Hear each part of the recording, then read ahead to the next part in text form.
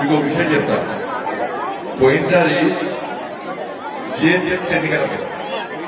GHMC ఎన్నికలప్పుడు భాగ్యలక్ష్మి అమ్మవారిని మొక్కిన భాగ్యలక్ష్మి దెబ్బతో చూపెట్టాడు తెలంగాణ రాష్ట్రం. అప్పుడు కేసీఆర్ కొనుక్కున్నాడు తెలుసా మర్చిపోయాను. కేసీఆర్ కొడుకు ఎవరు తెలుసా? ఈ పని సంజయ్ పనిలేదానే ఒక భాగ్యలక్ష్మి గుడికే పోయి మొక్కన్నా భాగ్యలక్ష్మి గుడి అని ఆడ పోయి ఇండియా పాకిస్తాన్ కొట్టాలా వెళ్ళిస్తున్నాడు అంటే దేవుడు ఒక నాస్తికుడు. ఇవాళ ఏమైంది తెలుసా? భాగ్యలక్ష్మి అమ్మవారిని రప్పించుకునే పోయి మొక్కినాడు. మరి ఏ ముఖం పెట్టుకొని మొక్కిన ఒక అక్కడ మొక్కన్నాడు, వేరే కడ మొక్కన్నాడా? మరి నువ్వు ఇండియా పాకిస్తాన్ లొల్లి పెట్టాడకేస్తావు అక్కడికి.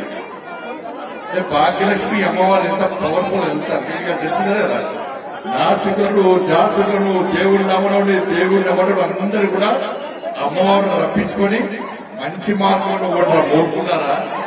ఈ హిందూ సనాతన ధర్మం కోసం పనిచేయరా, హిందూ సమాజ సంఘటనలు పనిచేయరా అని చెప్పి ఆశీర్వాదం వేయడానికే కేసీఆర్ కొడుకు కేటీఆర్ రప్పించింది ఇవాళ మొక్కేడు. చాలా మంది తిట్టిన భాగ్యలక్ష్మి అమ్మవారు భాగ్యలక్ష్మి అయిపోయి తిట్టిన కవిత కలిసింది, తిట్టిన రేవంత్ రెడ్డి నచ్చిండు. ఇలా దేవుడు నమ్మని నాథుడు కేటీఆర్ వచ్చి మొక్కిపోయింది. అంత పవర్ఫుల్ అమ్మవారు ఏమవారు? నెక్స్ట్ పవర్ఫుల్ బోనాలప్పుడు పవర్ఫుల్ అమ్మవారు ఏమవారు?